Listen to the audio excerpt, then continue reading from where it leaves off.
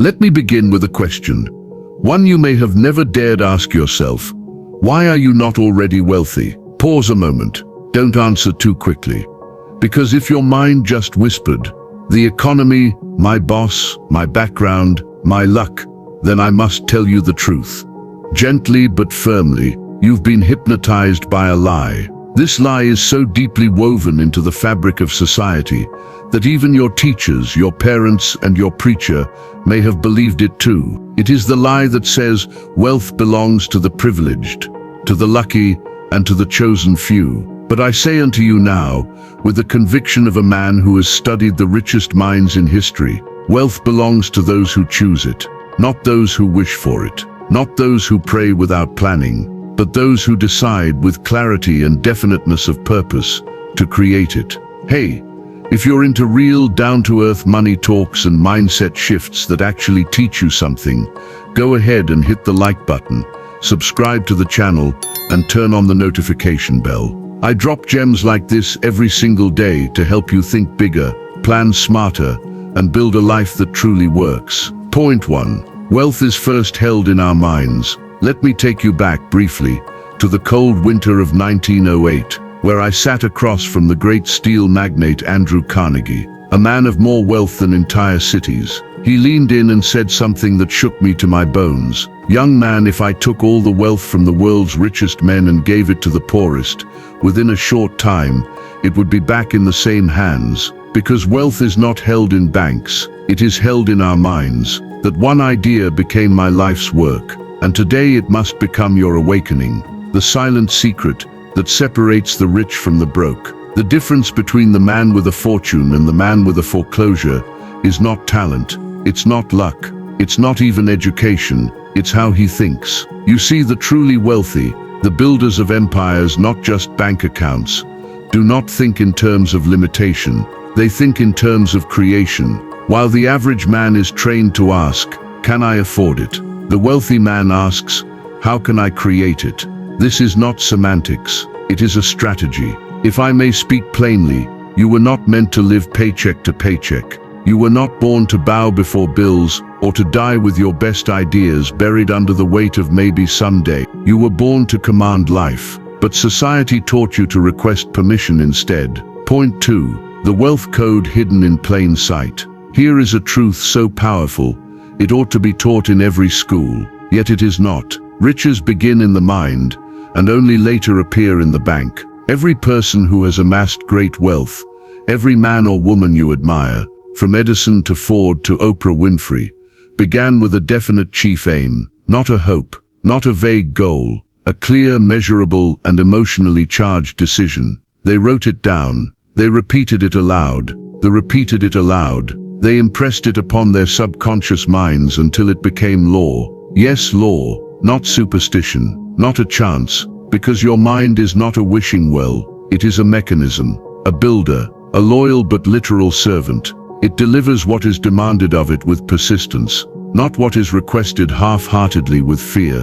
Why most will never become wealthy, and how you can. Let me ask you this. Have you ever known someone who worked harder than anyone else in the room, and yet never seemed to rise? Of course you have. Maybe it's even you. That's because effort alone is not the path to riches. The coal miner labors harder than the CEO, yet it is not the strength of the back, but the clarity of the mind that creates wealth. You must think accurately and persistently.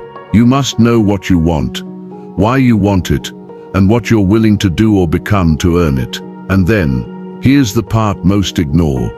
You must repeat it over and over until your subconscious accepts it as truth, until the world has no choice but to mirror it back to you. This is not magic.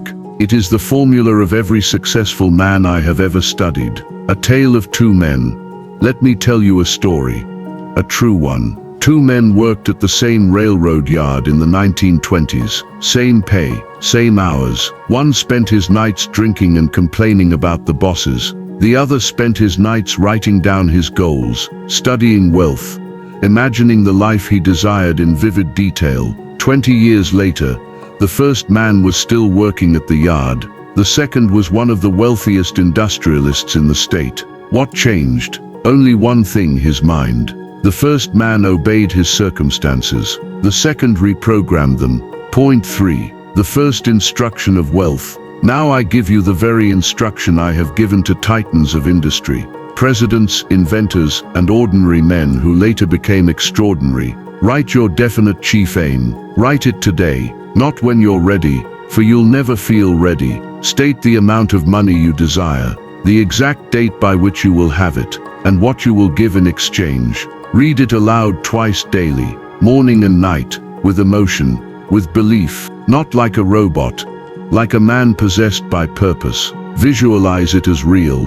Build it in your mind as a mansion built brick by brick. See it, smell it, touch it in imagination until it becomes more real than your current struggles. Act in harmony with it. Each day, ask yourself, is what I'm doing today moving me toward or away from my definite chief aim? If you do this, faithfully, with burning desire and firm belief, the world must conform. It cannot do otherwise. That is law, a warning and a promise. Let me offer a final truth. If you do not choose your aim, you are living inside someone else's. If you do not control your mind, it will be controlled for you. And if you wait, doubt, or delay, you will find yourself at the end of your life, not poor in money, but poor in purpose. But if you act, if you claim your power, write your aim, and persist with the faith of 1,000 failures, then riches, yes, riches, must come, not by lottery,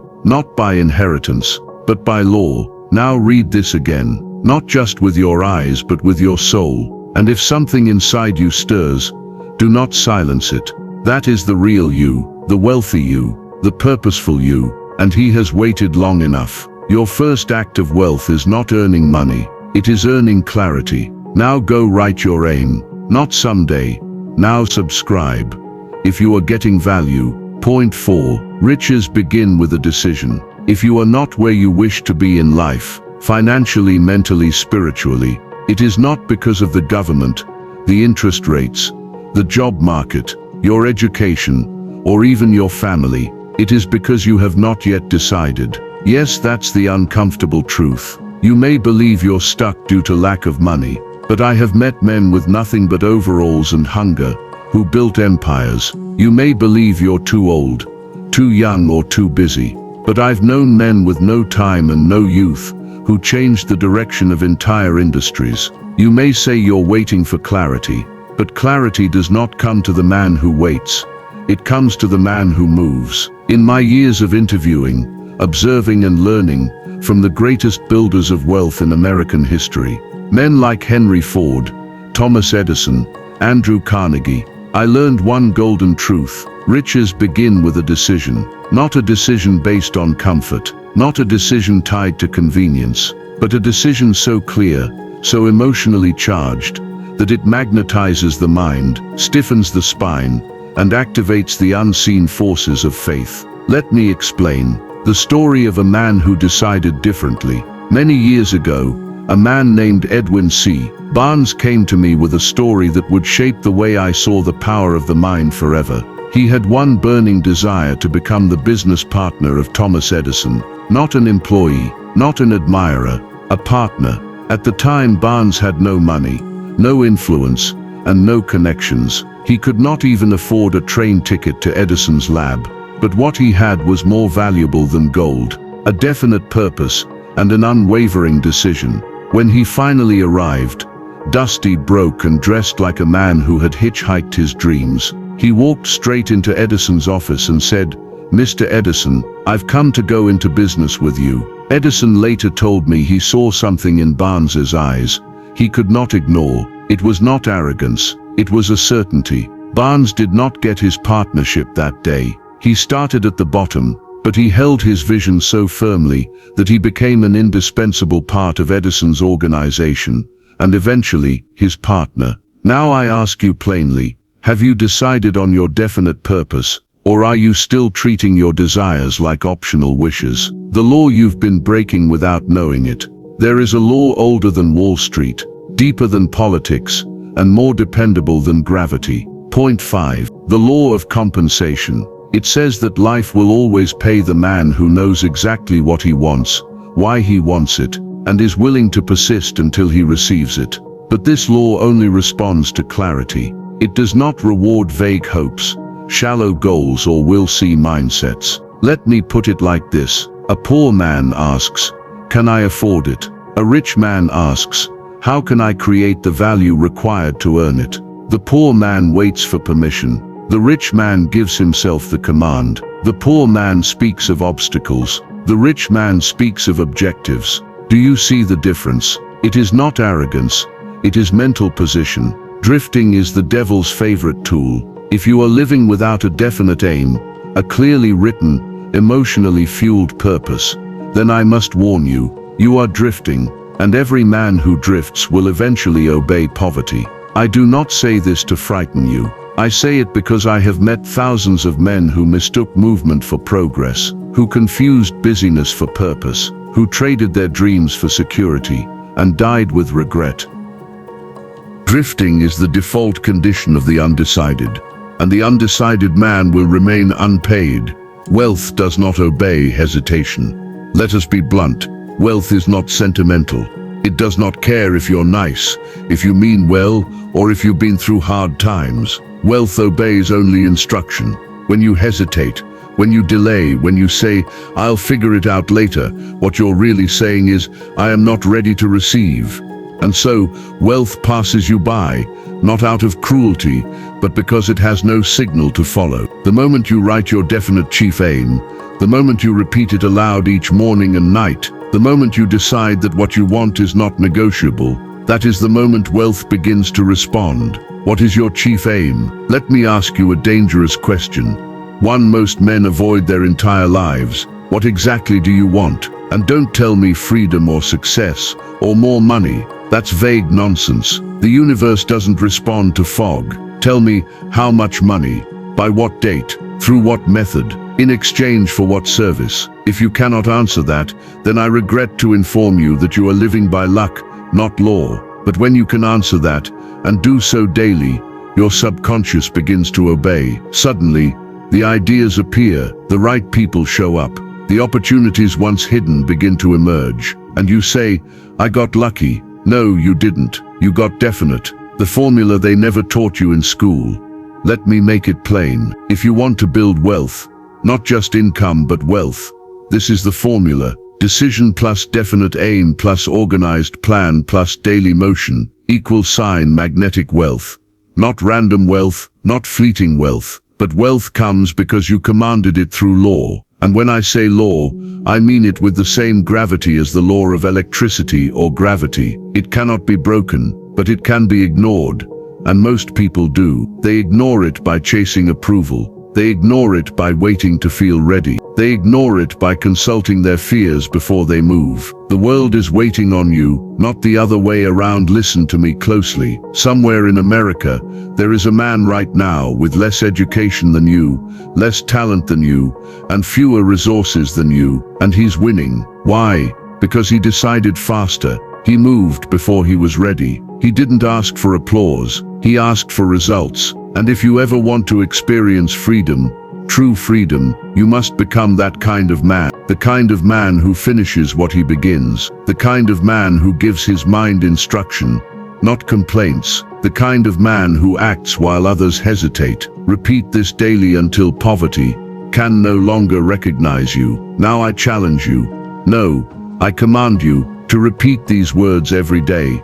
I am a man of decision. I move without fear. My aim is definite, and wealth obeys my certainty. I do not wait to feel ready. I command results through law. I am no longer available for poverty, in thought, in speech, or in action. I finish what I begin. Say them aloud. Say them when it feels pointless. Say them when no one believes in you. Because when your subconscious finally accepts them as truth, your reality must bend to meet them. That is the law. Point 6. The world is not poor. It is overflowing. It is not short on money. It is short on men who are decisive enough to command it. You can wait. You can delay. You can drift for another year, maybe another decade. Or you can write your aim. You can speak it. You can move. And in doing so, become the kind of man the world must reward. So I ask you, not next week, not someday. What is your aim? And more importantly, when will you decide?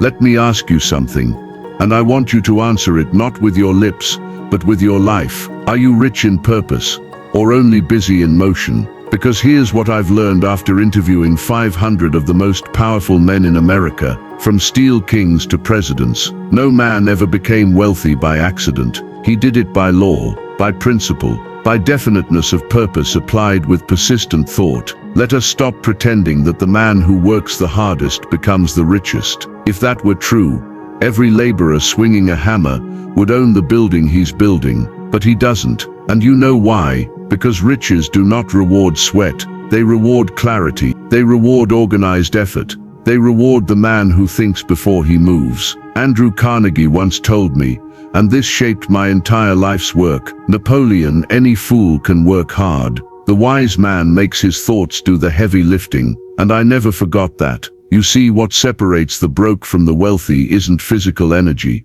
it's mental direction. The man who says, "I'm always busy," is often the one who never seems to move forward. But the man who sits down and asks, "What is the one action I can take today that aligns with my definite purpose and produces maximum results?" that man has discovered the first gateway to riches. So let me ask you, are you simply working, or are you advancing? Are you sweating, or are you strategizing? Are you repeating yesterday, or creating tomorrow? Because if your days feel like a blur, if your money feels stuck, then chances are your mind is still wandering. And I tell you with conviction, until the mind is fixed on a definite chief aim, the hands will never build anything worth keeping. Consider Charles M. Schwab. He started with a hammer and calloused hands, but what made him president of Bethlehem Steel? It wasn't an effort alone, it was an improvement, it was planning, it was that burning desire that whispered, "You were not born for wages,